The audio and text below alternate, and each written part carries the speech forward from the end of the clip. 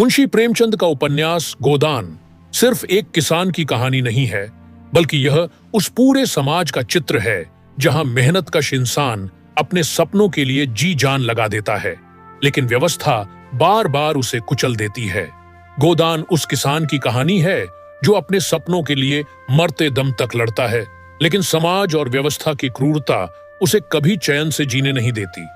इस उपन्यास का नायक है होरी, एक सीधा सादा किसान जिसकी सबसे बड़ी ख्वाहिश है एक गाय खरीदना और उसे किसी को दान करना। यही सपना उसे हर रोज जीने की ताकत देता है, लेकिन क्या वह इस छोटे से सपने को पूरा कर पाता है? तो दोस्तों, वीडियो शुरू होने से पहले वीडियो को लाइक और चैनल को सब्सक्राइब जरूर करें। कहानी उत्तर भारत के एक गांव से शुरू होती है। यहाँ का किसान होरी बहुत ही मेहनती था, लेकिन कर्ज के बोझ और जमींदारों के शोषण से दबा हुआ था। उसकी पत्नी धनिया एक मजबूत और समझदार औरत थी। उनके 3 बच्चे हैं, जिनमें सबसे बड़ा बेटा गोबर है। होरी की दिली इच्छा है कि उसके घर एक गाय हो। गाय हिंदू धर्म में पवित्र मानी जाती है और गोदान, गाय का दान, एक पुण्य कार्य। लेकिन गरीबी के कारण उसके पास न तो गाय है, न ही दान करने लायक कुछ और। फिर भी वह दिन रात मेहनत करता है ताकि यह सपना पूरा कर सके। एक दिन होरी को मौका मिलता है और वह अपने रिश्तेदार भोलाराम से एक गाय खरीद लेता है, लेकिन यह काम वह चोरी छिपे करता है। भोलाराम के भाई हीरा को लगता है कि होरी ने उसके भाई को धोखा देकर गाय खरीदी है। बदले में वह गाय को जहर देकर मार डालता है। अब समस्या बढ़ जाती है। गाय मर चुकी है और पुलिस में शिकायत होती है। होरी को दोषी ठहराया जाता है कि उसने गाय गलत तरीके से पाली और वह गाय की देखभाल भी सही ढंग से नहीं कर पाया। अब उस पर जुर्माना भी लगता है और गांव की पंचायत में उसकी इज्जत भी कम हो जाती है। गाय खरीदने का जो सपना शुरू हुआ था वह अब मिट्टी मय मिल जाता है। इसी दौरान होरी का बेटा गोबर गांव की एक दलित लड़की झुनिया से प्रेम कर बैठता है और उसे गर्भवती कर देता है। झुनिया को समाज और उसके परिवार से निकाल दिया जाता है। तब होरी और उसकी पत्नी धनिया अपने बेटे की बहू को अपने घर ले आते हैं। यह बात पूरे गांव में आग की तरह फैल जाती है। ब्राह्मणों और पंचायत को यह बहुत बुरा लगता है कि एक निचली जाति की लड़की को उन्होंने अपने घर में रख लिया। होरी पर 100 रुपये का जुर्माना लगा दिया जाता है। उस समय के हिसाब से यह बहुत बड़ी रकम थी। गोबर अपने पिता के व्यवहार से निराश होकर शहर चला जाता है। वह वहां काम करता है, मजदूरी करता है, लेकिन अपने माँ बाप से नाराज रहता है। अब होरी के पास पैसा नहीं, बेटा नहीं और समाज में सम्मान भी नहीं।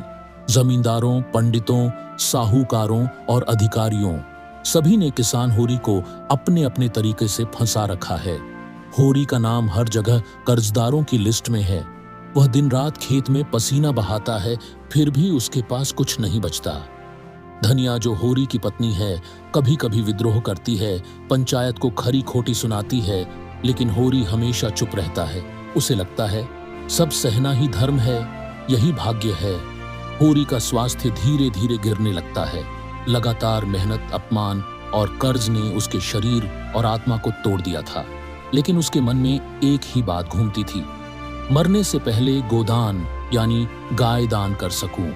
यह उसके लिए मोक्ष का मार्ग है। इधर गोबर, जो होरी का पुत्र होता है, शहर में थोड़ा पैसा कमाने लगता है और वापस लौट आता है। अब होरी की हालत देखकर वह दुखी होता है। वह चाहता है कि पिता आराम करें, लेकिन होरी अब उस समय को पार कर चुका है जहां विश्राम की गुंजाइश हो। एक दिन खेत में काम करते करते होरी गिर जाता है। उसका शरीर थक चुका है, लेकिन मन अभी भी जिंदा है। उसके पास गाय नहीं है, न ही पैसा। तभी उसकी पत्नी धनिया, जो हमेशा उसकी मजबूरी पर नाराज होती थी, चुपचाप 1 रुपया निकालती है। यह वही रुपया है जो उसने बहुत समय से बचा कर रखा था। वह उस रुपये से पास की एक गरीब ब्राह्मण औरत को बुलाती है, जो अपनी गाय को बेचने को तैयार है। वह गाय नहीं लाती, लेकिन प्रतीकात्मक रूप से उसे दान कर देती है। होरी की आंखों में संतोष के आंसू आ जाते हैं। वह कहता है, अब मैं मर सकता हूं, गोदान हो गया। और यहीं होरी की मृत्यु हो जाती है, बिना शोर, बिना विद्रोह, लेकिन अपने सपने को पूरा करके। उपन्यास का सार एक गहरी पीड़ा है। गोदान उस किसान की कहानी है जो अपने सपनों के लिए मरते दम तक लड़ता है। प्रेमचंद ने इस उपन्यास में सिर्फ होरी की नहीं बल्कि पूरे भारत के किसानों की कहानी कही है। यह कहानी आज भी उतनी ही सच्ची लगती है जितनी 1936 में थी। जय हिंद।